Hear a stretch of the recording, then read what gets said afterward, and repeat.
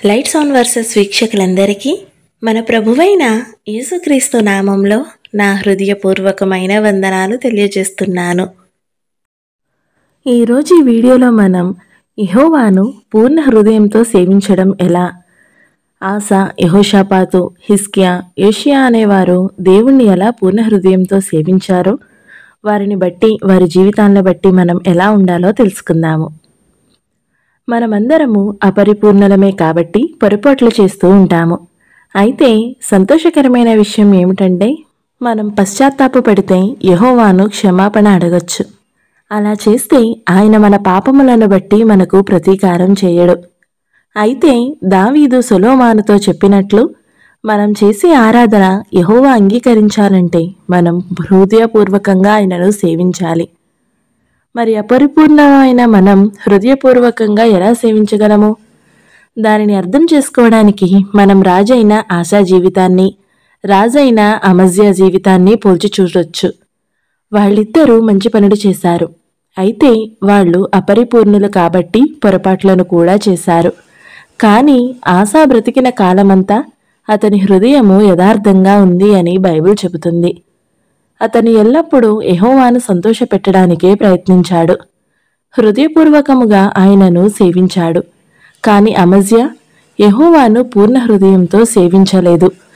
అతను దేవుని శత్రువులను ఓడించిన తరువాత వాళ్ళ దేవతల విగ్రహాల్ని తెచ్చుకుని వాటిని ఆరాధించడం మొదలుపెట్టాడు. దేవుణ్ణి పూర్ణ హృదయంతో సేవించే వ్యక్తి యెహోవాను మనస్ఫూర్తిగా ప్రేమిస్తాడు. ఆయనను నిత్యం ఆరాధించాలని కోరుకుంటాడు. బైబిల్లో హృదయం అనే మాట ఒకరి వ్యక్తిత్వాన్ని సూచిస్తుంది. అందులో ఆ వ్యక్తి కోరికలు, ఆలోచనలు, స్వభావం, సామర్థ్యాలు, ఉద్దేశాలు కూడా ఉంటాయి. అయితే మనం అపరిపూర్ణమైనప్పటికీ యెహోవాను పూర్ణ హృదయంతో ఆరాధించగలము. మనం ఆయనను సేవించాలని నిజంగా కోరుకుంటున్నాం కాబట్టే అలా చేస్తాము. అంతేకాని ఏదో తప్పదన్నట్లో లేదా అలవాటుగా దాన్ని చేయకూడదు. యెహోవాను పూర్ణ హృదయంతో సేవించడం అంటే ఏమిటో మరింత స్పష్టంగా అర్థం చేసుకోవడానికి ఆశా జీవితాన్ని, అలాగే నమ్మకమైన మరో 3 యూదా రాజుల జీవితాల్ని పరిశీలించవచ్చు. వాళ్ళు ఎవరంటే యెహోషాపాతు, హిజ్కియా, యోషియా. ఈ 4 రాజుల పొరపాట్లు చేసినప్పటికీ యెహోవాను సంతోషపెట్టారు. వాళ్ళు తనను పూర్ణ హృదయంతో సేవించారని యెహోవా గమనించాడు. వాళ్ళ విషయంలో యెహోవా ఎందుకు అలా భావించాడో, వాళ్లను మనం ఎలా అనుకరించవచ్చో చూద్దాము. మొదటిగా ఆసా రాజైన తరువాత ఏం చేశాడో చూద్దాము. ఇశ్రాయేలీయుల జనాంగం 2 రాజ్యాలుగా విడిపోయిన తరువాత యూదా రాజ్యాన్ని పరిపాలించిన వాళ్లలో ఆసా 3వ రాజు. ఆసా రాజైనప్పుడు అబద్ధ ఆరాధనను, అసహ్యమైన లైంగిక అనైతికతను తన రాజ్యంలో లేకుండా చేయాలని నిశ్చయించుకున్నాడు. విగ్రహాలను నాశనం చేసి దేవాలయంలో ఉండే పురుష సంయోగులను వెళ్ళగొట్టాడు. అంతేకాదు, తన అవ్వ ఒక అసహ్యకరమైన విగ్రహాన్ని చేయించుకున్న కారణంగా ఆసా ఆమెను రాజమాత స్థానంలో ఉండకుండా తీసేశాడు. దానితో పాటు దేవుడైన యెహోవాను ఆశ్రయించి ధర్మశాస్త్రానికి విధికి లోబడమని అతను ప్రజల్ని ప్రోత్సహించాడు. ఇతరులు యెహోవాను ఆరాధించేలా సహాయం చేయడానికి ఆసా చేయగలిగినదంతా చేశాడు. ఆసా పరిపాలించిన మొదటి 10 సంవత్సరాల్లో యూదా రాజ్యంలో యుద్ధాలే జరగలేదు. ఆ తరువాత కుషీయులు 10 లక్షల సైనికులతో 300 రథాలతో యూదా మీదకి యుద్ధానికి వచ్చారు. అప్పుడు ఆసాకు యెహోవా తన ప్రజల్ని రక్షిస్తాడనే నమ్మకం ఉంది. అందుకనే యుద్ధంలో గెలిచేలా సహాయం చేయమని అతను యెహోవాకు ప్రార్థించాడు.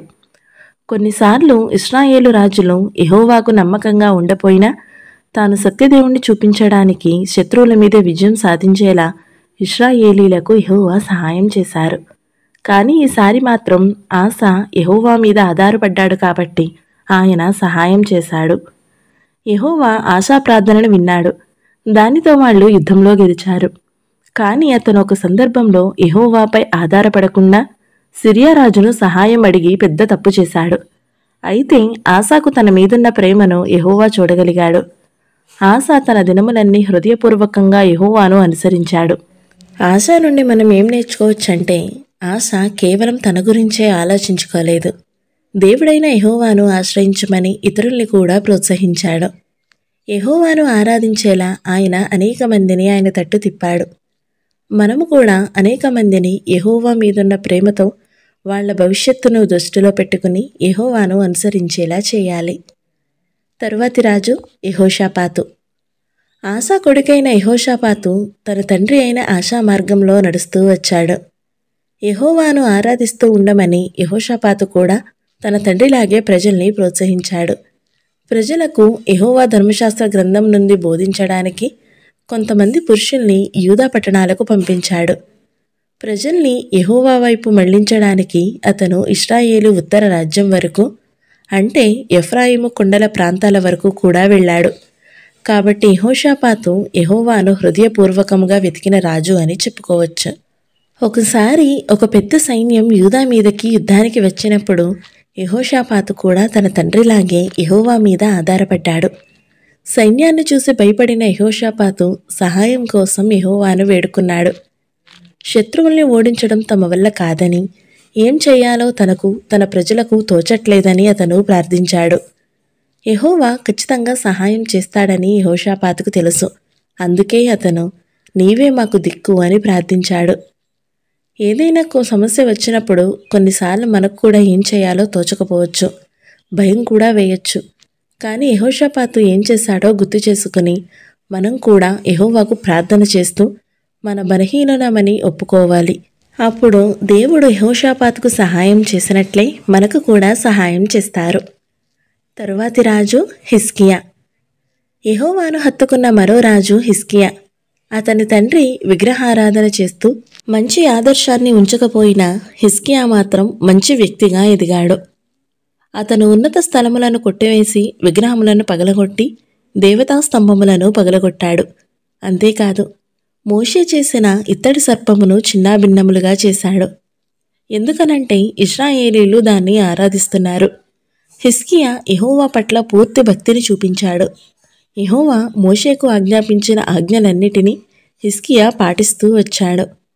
హిజ్కియా పరిపాలనలో శక్తివంతమైన అషూరు సైన్యం యూదా మీదకి దండెత్తి యెరూషలేమును నాశనం చేస్తామని బెదిరించింది.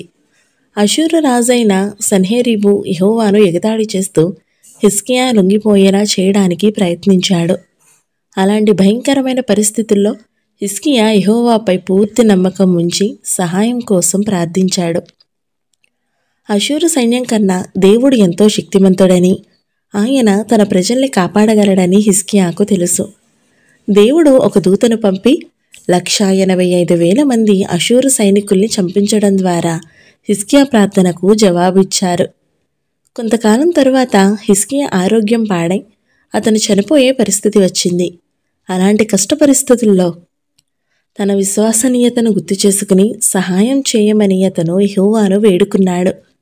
హిజ్కియా ప్రార్థన విని యెహోవా అతన్ని బాగుచేశాడు. ఒకవేళ మనం కూడా అనారోగ్యంతో బాధపడుతూ ఉంటే దేవుడు ఒక అద్భుతం చేసి మనల్ని బాగు చేయాలని, ఆయుష్ పెంచాలని ఎదురు చూడడం సరైనది కాదని బైబిల్ నుండి నేర్చుకున్నాము. కానీ హిజ్కియాలాగే మనం సహాయం కోసం యెహోవా వైపు చూడొచ్చు. యెహోవా యథార్థ హృదయుడై సత్యముతో నీ సన్నిధిని నేనెట్లు నడుచుకుంటునో జ్ఞాపకము చేసుకొనుము అని హిజ్కియా ప్రార్థించాడు. యెహోవా ఎల్లప్పుడూ, ఆఖరికి అనారోగ్యంతో ఉన్నప్పుడు కూడా మనల్ని చూసుకుంటాడనే నమ్మకం వస్తుంది మనకి. తరువాతి రాజు యోషియా. హిజ్కియా మునిమనవడైన యోషియా రాజు కూడా పూర్ణ మనస్సుతో యెహోవా ఆజ్ఞల్ని పాటించాడు.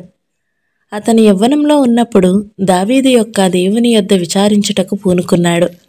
అతనికి 20 ఏళ్లు వచ్చినప్పుడు యూదాలో విగ్రహారాధన లేకుండా చేయడం మొదలుపెట్టాడు. యెహోవాను సంతోషపెట్టడానికి యోషియా ఎంతో కృషి చేశాడు. నిజానికి అతను చాలామంది ఇతర యూదా రాజుల కన్నా ఎక్కువే చేశాడు. ఒకరోజు దేవాలయంలో ప్రధాన యాజకునికి దేవుని ధర్మశాస్త్రం దొరికింది. అది మోషే స్వయంగా రాసిన పుస్తకము. యోషియా కార్యదర్శి దాన్ని చదివి వినిపించినప్పుడు యెహోవాను పూర్ణ హృదయంతో సేవించాలంటే తాను చేయాల్సింది ఇంకా ఎంతో ఉందని యోషియా అర్థం చేసుకున్నాడు. ఇతరుల్ని కూడా అదే చేయమని అతను ప్రోత్సహించాడు. దానివల్ల యోషియా జీవించిన కాలమంతా ప్రజలు యెహోవాను అనుసరించడం మానలేదు. యెహోవాను పూర్ణ హృదయంతో సేవించిన ఈ 4 యూదా రాజుల నుండి మనం ఏం నేర్చుకోవచ్చు అంటే, వాళ్ళు యెహోవాను సంతోషపెట్టాలని, తాము జీవించినంత కాలం యెహోవాను ఆరాధించాలని నిశ్చయించుకున్నారు. వాళ్ళ మీదకు బలవంతులైన శత్రువులు వచ్చినప్పుడు యెహోవా మీద ఆధారపడ్డాడు. అన్నిటికంటే ప్రాముఖ్యంగా వాళ్ళు యెహోవాను ప్రేమించారు కాబట్టి ఆయనను సేవించారు. అపరిపూర్ణులైన ఈ నలుగురు రాజులు పొరపాట్లు చేసినప్పటికీ యెహోవాను సంతోషపెట్టారు.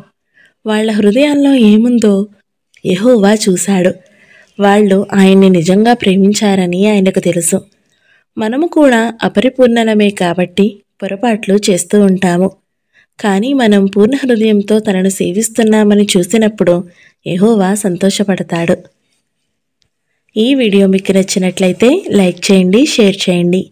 ఇలాంటి మరిన్ని వీడియోల కోసం మన ఛానల్ని సబ్స్క్రైబ్ చేసుకోండి. Thank you so much for watching. Praise the lord.